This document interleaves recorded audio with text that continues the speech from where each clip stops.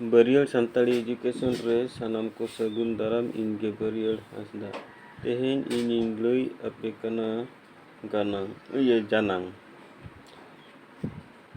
Are जानां दो ओका बो मेताआ आर तीना थोक रे हाटिंग आकाना ओना कुन लई आपे कना।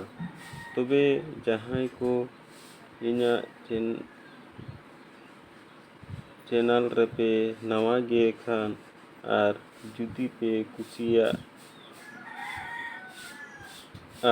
एनखान लाइक शेयर सब्सक्राइब आर कमेंट ताबन पे आर बेल घंटी हूँ ओताय ताबन पे इना खान इन्या वीडियो अपलोड संतरा पे नेल दाड़ियाआ। आदो बांग बिलोम कते तेहेन इन्या साताम चेतान रेबो आत्रे लगे। आदो आबो इन्नी लाबो जानां दो ओकाबो मेता कना। जानां दो नोआ बोन मेता कना जीवियान बिन जीवियान को ओकोय कोदो ओका जानां रिन ओकोय कोदो कुड़ी जानां रिन आर ओकोय कोदो कोड़ा जानां रिन उनको बांग कना ओना जानां उपरुम कथा गे जानां दो बो मेता कना। ताले जानां का बो मेता मेनिया जे जानां दो नोआ बोन मेनिया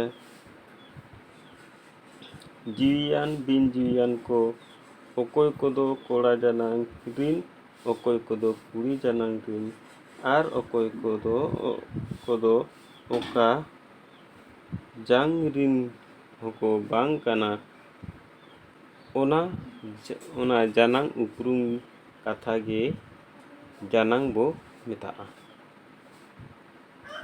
तबे जानां दो नितो तीना हटिंग थोक रे हटिंग कना। जानां दो हुयुग कना पे थोक रे हटिंग कना। चेद ओना कोदो मिटंग हुयुग कना कोड़ा जानां आर मिट हुयुग कना कुड़ी जानां आर मिटंग हुयुग कना हाद जानां। तो कोड़ा जानां दो ओका बोन मेनिया जहां रे कोड़ा गे नाग को बुझाआ जहां लकन जीवजियाली तेहेन जेमन कोड़ा जानां रे मिटंग सेंडी बोदा बाबा दामकम नोंकाना कोदो आबो कोड़ा जानां बोन मेताआ। आर दोसार रे हुयुग कना कुड़ी जानां दो जहां रे कुड़ी को बुझाआ ओना गे नाग कुड़ी जानां दो जेमन मिटंग बोन नेला कालोट एरा पाठी आयो पेठांग नोंकाना कोदो आबो बोन मेना कुड़ी जानां।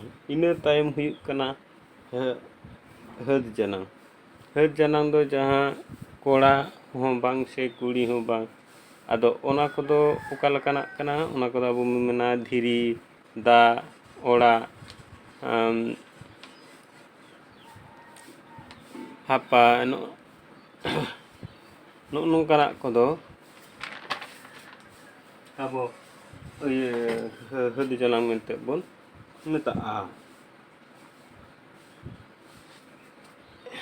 इना तायम आबो जात जानां बो नेला जात जानां दो उनी कोड़ा जानां आर कुड़ी जानां इदी कते मेसा कते जहां मिटंग जानां हुयुग कना ओना दो हुयुग कना जात जानां। जेमन आबो बोन मेना नोआ बेगे मिमिद रोड़ मेनाआ ओना रेदो कुड़ी जानां कोड़ा जानां रिन होको ताहेना। जेमन ओना कोदो हुयुग कना सीम सुक्री मेरम भिडी डंगरी हड़ एमान नोआ कोदो बानार कुड़ी जानां हो आर कोड़ा जानां हो मेना। ओनाते नोआ दो ना जात जानां बो मेताआ। नोआ कोदो जात जानां रेना ᱧᱩᱛᱩᱢ काना ओनाते ओना कोदो आबो जात जानां रेगे बो लेखाया। तबे नोआ चैनल पढ़ा आंजम कते ओका लका पे बुझाव किया कमेंट ताबन पे तबे तेहेन दो आदो बांग पढ़ा कते नेडे गेबन मुचादा।